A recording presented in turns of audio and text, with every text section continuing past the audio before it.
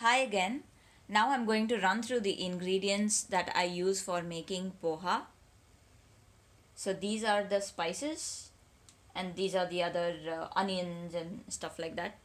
So the most important ingredient of course is the beaten flattened rice flakes.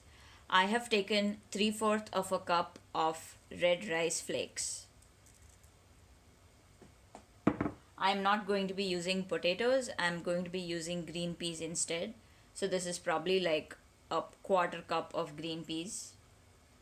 I have taken some curry leaves, some pearl onions, 4 of them, and fresh cilantro leaves. The spices would be mustard seeds, small blackish red seeds,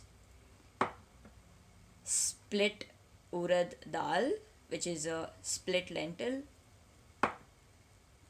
split moong dal, which is another lentil, fennel seeds, cumin seeds, asafoetida, and turmeric.